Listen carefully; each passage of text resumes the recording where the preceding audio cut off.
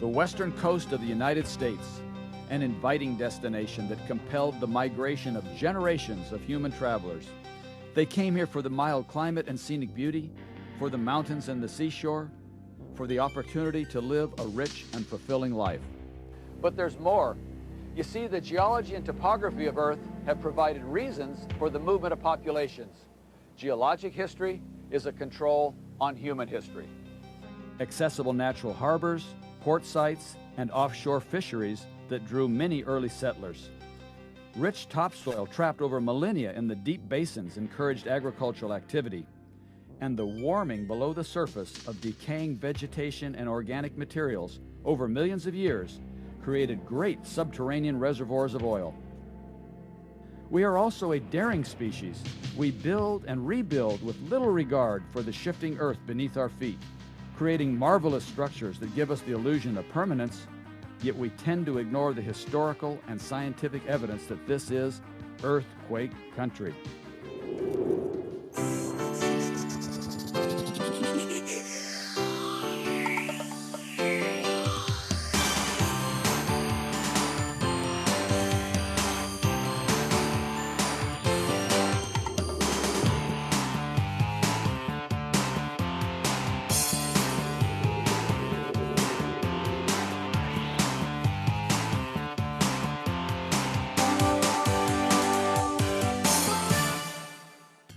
The same earth movements that trigger earthquakes created these mountains.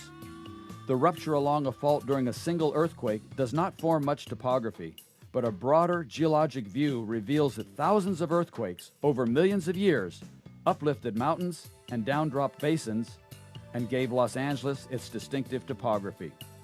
For example, when we view all of California and Baja California, we see that the transverse ranges of Los Angeles have an east-west orientation, but all of the other topographic features have a north-south orientation. The Sierra Nevada, the Great Valley, the Coast Ranges, the Peninsula Ranges, the Gulf of California. Probably no one better understands the plate tectonic history of North America than Dr. Tanya Atwater. She can give us a good understanding of how the tectonic plates have moved and interacted over geologic time to form the topography of Los Angeles. If we could come back 20 million years ago and check out this part of the rim of the continent, we'd see that there were no transverse ranges, no islands, no Los Angeles basin. All those features were formed during the great shattering and shifting of the rim of the continent as the San Andreas Fault was formed. About 20 million years ago, the Pacific Plate began scraping against the edge of North America. It began tearing off fragments of the Californias and carrying them away. The block that was offshore of San Diego was torn off, but not completely. While one end of it was carried offshore and up coast by the Pacific Plate, the other end was stuck, so that the block gradually rotated around into an east-west orientation. This rotated block became the Western Transverse Ranges, and the Los Angeles Basin, both onshore and offshore, was opened up in the wake of that rotating piece. It would be a deep basin filled with ocean if it weren't for all the sediments that keep filling it in. About 5 million years ago, the Pacific Plate captured Baja California and Southern California, including the Los Angeles region. It began carrying them up the coast as well. As Baja California was pulled away from mainland Mexico, the Gulf of California formed in its wake. During that same motion, Southern California encountered the big bend of the San Andreas Fault.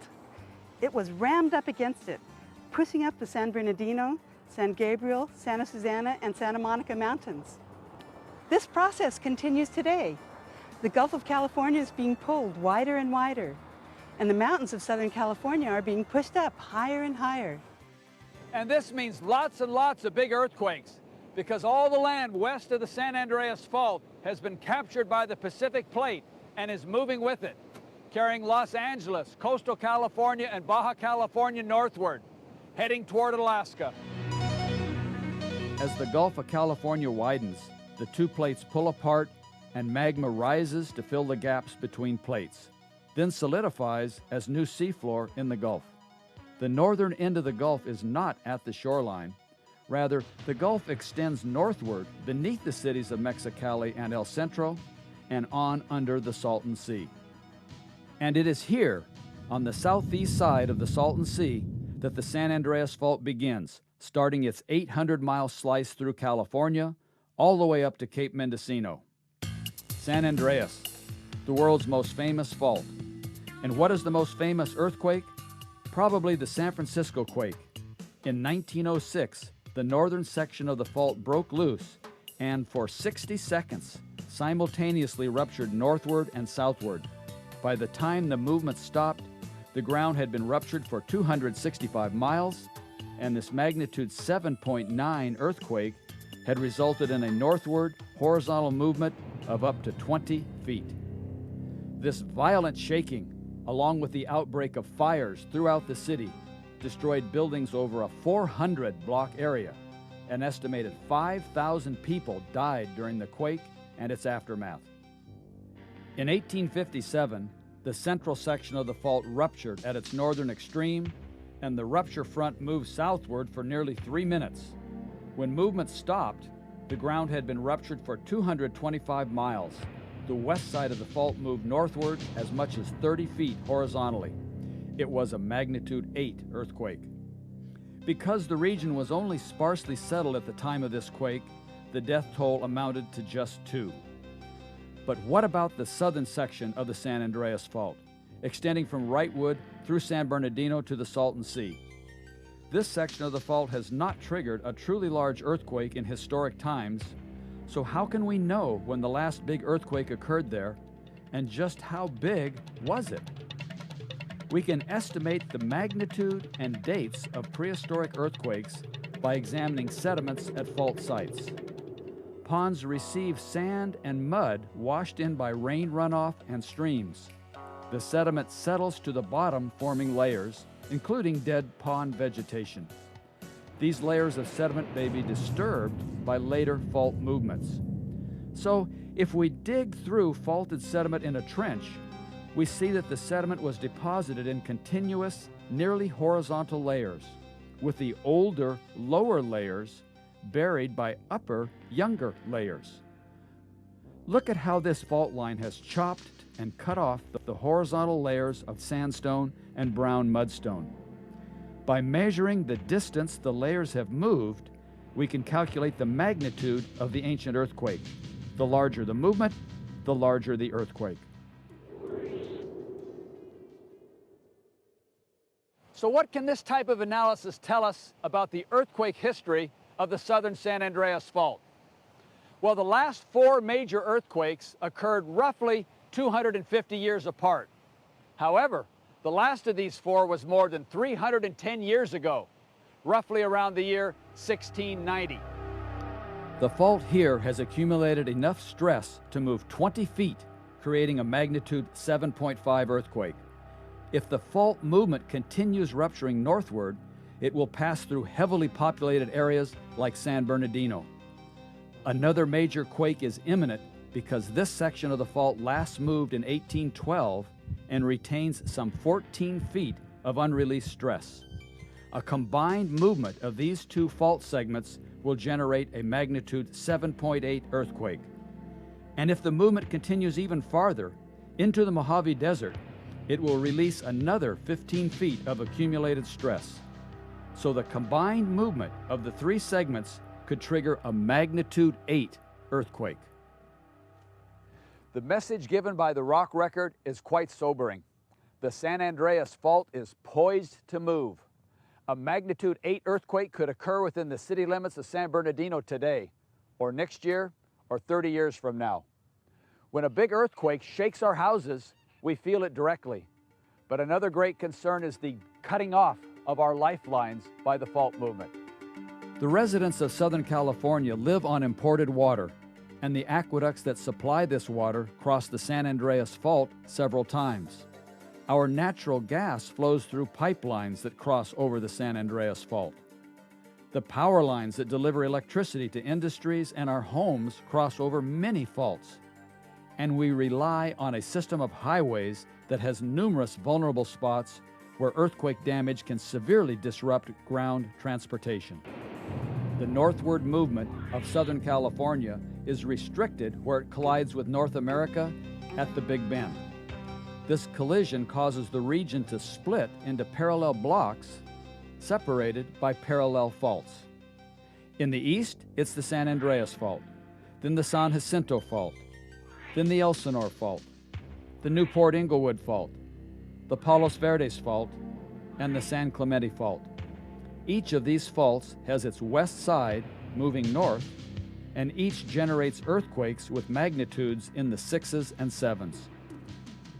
Now let's look at the north-south faults cutting through the Los Angeles region. The San Jacinto Fault passes close alongside elevated interchanges for Interstates 10 and 215 and lies due east of those towering structures. And the San Jacinto Fault slices through San Bernardino until it merges with the San Andreas Fault west of Interstate 15 in Cajon Pass. The Elsinore Fault features a pronounced cliff west of the cities of Temecula, Murrieta, and Lake Elsinore. At any time, this fault could generate a magnitude 7 earthquake. Note also that Lake Elsinore is shaped like a rectangle. The lake basin is the product of two faults in the Elsinore zone. Observe how the area between the two faults stretches and pulls apart by fault movements.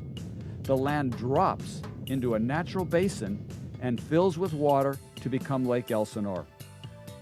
The Newport-Inglewood Fault has created a linear string of hills and mesas all along the western edge of Los Angeles, including Cheviot Hills, Baldwin Hills, Rosecrans Hills, Dominguez Hill, Signal Hill, Alamo Heights, and Bolsa Chica Mesa. All of these features were formed by active faulting. Think of each hill as a miniature example of the forces that created the mountains at the Big Bend of the San Andreas Fault. Look at how the area between the faults is pushed together by the fault movements. Compression at a fault bend squeezes the land upward, forming features like Signal Hill. Fault movement here in the 1933 Long Beach earthquake killed more than 100 people. The compression of fault movements that squeeze hills upward also contort rocks thousands of feet beneath the surface, pushing and warping layers of sandstone and mudstone into structures that can trap natural gas and oil. There is indeed a definite relationship between earthquakes and oil in Los Angeles. Yes, faults may trap oil underground, but these same faults may cause earthquakes. The Palos Verdes Fault passes under the Vincent Thomas Bridge, then knifes across the Palos Verdes Peninsula, where it has lifted up the Palos Verdes Hills. We've been looking for the most part at north-south oriented faults and their horizontal movements to the north. These northward movements push Southern California against the Big Bend of the San Andreas Fault, causing it to fold, buckle, and deform. But these same northward movements also cause the rocks to fail, snap, and break in brittle movements, producing powerful earthquakes. This introduces another type of fault, the east-west oriented thrust faults. Along the Sierra Madre-Cucamonga Fault Zone, the San Gabriel Mountains are rising. Along the Santa Susana Northridge Fault Zone, the Santa Susana Mountains are rising. And along the Santa Monica Hollywood Fault Zone, the Santa Monica Mountains are rising. The Hollywood Fault is part of the fault system elevating the Santa Monica Mountains. It runs along the north side of Hollywood Boulevard and angles west towards Sunset Boulevard. The fault helps lift up the mountains while simultaneously moving westward and carrying the Hollywood sign toward the ocean. The Hollywood Fault is roughly 9 miles long and 10 miles deep. When the entire fault ruptures, its average movement could be about 5 feet, and this will create a magnitude 6.6 quake, an event similar to what happened in Northridge. That magnitude of quake in the heart of Los Angeles will cause much death and destruction. The Hollywood Fault stops at a point near the intersection of Sunset Boulevard and Rodeo Drive. Any rupture activity could move over to other faults, including the Santa Monica Fault. a fault that could generate a quake in excess of magnitude 7. Petroleum geologists have known about all of these faults for decades. They have drilled through them searching for trapped oil. But do we know if these subterranean faults are ancient or active? Do they still move and create killer earthquakes? Indeed, they do kill. In 1925, it was a magnitude 6.8 earthquake near Santa Barbara. In 1971, it was a magnitude 6.7 in the San Fernando Valley. In 1987, it was a magnitude 5.8 near Whittier Narrows. And in 1994, it was the magnitude 6.7 Northridge earthquake. It's 4:30 a.m. on a Monday in Los Angeles, the 17th of January, 1994, a holiday in honor of the birth of Martin Luther King Jr. Suddenly, a blind thrust fault ruptures below the surface. The fault pushes upward 11 feet to the north in a magnitude 6.7 earthquake. San Fernando Valley isn't just shaken, it's both uplifted and shaken. Buildings fail, parking garages collapse, bridges buckle, brick buildings become rubble, hillsides slide, gas lines rupture, fires break out, water pipes break, electricity distribution is disrupted. Construction codes to ensure structural integrity of buildings during ground motion are insufficient in many areas. Damages will exceed $20 billion, 9,000 people will be injured, 57 will die. A sobering event, but had the earthquake happened during working hours, when schools, stores, and offices were occupied, the death toll would have been much higher. This magnitude 6.7 earthquake occurred next to the magnitude 6.6 San Fernando earthquake in 1971. Both were thrust fault movements. It is probable that more thrust fault movements will occur in your lifetime.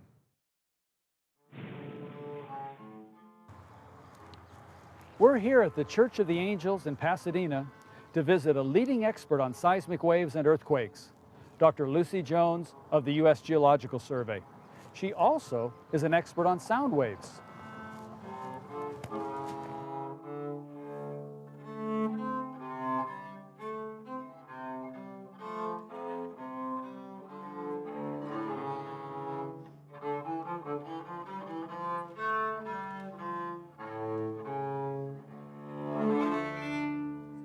What a beautiful piece of music.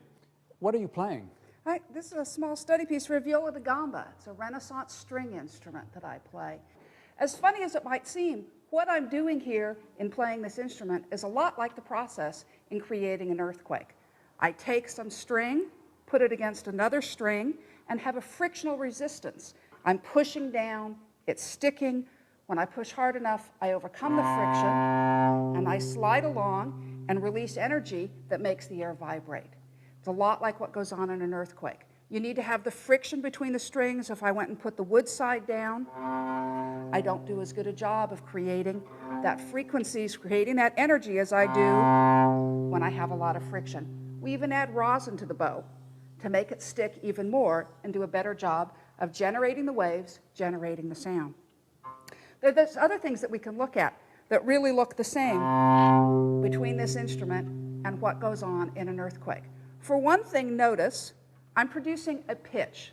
Well, that pitch means that I've got a certain frequency to the wave. And if I have a lower pitch, I have a slower frequency than I do on the high pitch, where I've got a higher frequency. Earthquakes produce a wide range of frequencies as well. What controls the frequency that I'm putting out? Well, if I have a longer string, I get a lower frequency than if I have a shorter string. So the length of the fault controls some of what the frequencies are that are released. If I have one type of material in steel, I get a different material, a different frequency than with the gut material. So the material of the string helps control the frequency as well. Same thing goes on in the earth. A fault rupture measuring the length of a football field will yield a magnitude 4 earthquake and high-frequency seismic waves. A 60-mile-long fault rupture will produce a magnitude 7 quake with lots of high-frequency seismic waves, but also lots of low-frequency seismic waves. Seismic waves have different frequencies, And buildings also have different frequencies. Tall buildings swing wide and long in low-frequency vibrations.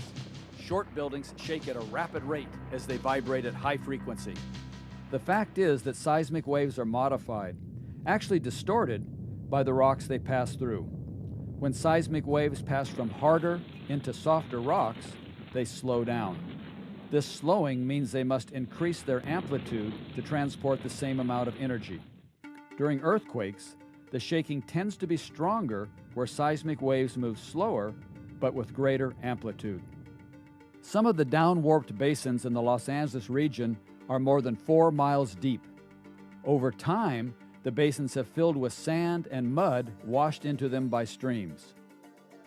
Here is an image of the Los Angeles region with the hard rocks shown in a dark brown color and the soft rocks shown in yellow. Remember, the softer rocks will shake more during a big earthquake. Here the imagery depicts variations in the amplification of shaking throughout the Los Angeles region. The purple areas experience the least amplification of shaking, and the yellow areas have the greatest amplification. The point is, shaking is greatly amplified in soft rocks, and shaking is amplified the greatest where the softer rocks are the thickest. Notice the athletes playing basketball, the golfers taking their shots on a putting green, and the couple enjoying a peaceful walk in the park. Then, suddenly, a magnitude 8 earthquake breaks loose, and the ground shakes violently for 90 seconds. Out here, in the open, how dangerous is it for you? Get this, in an open area like a park, there is no danger. That brings up a significant point. Earthquakes don't kill, buildings do. Yes, it is our own human-built structures that fall apart and kill us. The question is, what can you do now to prevent losses before the next big earthquake sends powerful seismic waves chasing after you? We're here at a residential construction site because this is where America lives, in houses. And if you live in an earthquake-prone area like Los Angeles, you want to make sure that the builder is providing earthquake safety for your family. Well, how can you tell?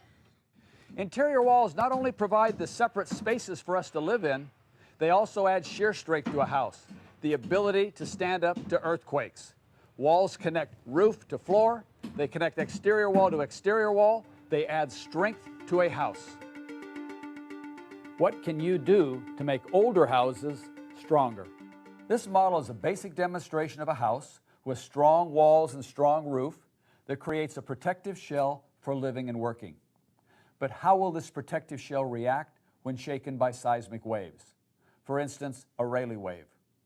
As Rayleigh waves travel in backward rotating circles, they cause the ground to accelerate through a vertical lift, a horizontal push, a vertical drop, and a horizontal push in the opposite direction. This simple building can easily handle the vertical lift and drop, but how well will it stand up to horizontal accelerations? Can it take a sideways push? Seems our house just collapsed. How can we make this building stronger? First, we can add cross bracing. We add cross braces to tie the wall and roof more strongly together. Then we'll securely bolt the cross braces to the walls and to the roof. Now, our building has the shear strength necessary to handle the accelerations brought by seismic waves. A closer look at the construction reveals that the wood frame walls are nailed, bracketed, and bolted together, vertically, diagonally, and horizontally to increase structural strength. Further, the walls are bolted to the foundation, are strapped to each other, and are fastened to the roof. The wood frame is covered by plywood that fits together to form continuous walls that add more shear strength. The plan is to provide support to the house in the event a quake causes it to move in all directions. Do this to your house. Brace it, nail it, bolt it, bracket it, strap it. This house has a concrete supporting wall and a wooden cripple wall between the concrete wall and the house itself. This presents possibilities for structural failure. The cripple wall can collapse, and the house can fall off the concrete wall. How can this failure be prevented? By increasing interior support. Cripple walls should be bolted to the foundation, and plywood panels can be added to reinforce the cripple wall. While many older wood frame houses may ride out an earthquake, their brick chimneys are danger points. Because of the rigid brick and mortar construction, these chimneys have little flexibility to roll with the seismic waves. Danger also lurks inside your home. 4 of the deaths and many injuries in the Northridge earthquake occurred inside homes as personal furnishings fell. Many billions in dollars of damages occurred inside houses. Let's go inside. Unsecured gas flame water heaters, shelves with heavy pots, books, stereo speakers, chandeliers hanging over dining tables, ceiling fans hanging over beds, unsecured large screen TV sets. Look inside your house and locate dangerous items. Then move them or securely fasten them, and do it now. Your actions will make a difference. Reduce your losses by acting now. A big earthquake could happen here on any given day. And do we really know what the future holds in, say, the next million years? Well, the Gulf of California will expand ever wider. The mountains of Los Angeles will push ever higher. Los Angeles itself will move about 35 miles closer to San Francisco, and these movements will unleash tens of thousands of big earthquakes. Los Angeles today is indeed earthquake country, and it will remain earthquake country for at least the next 1 million years.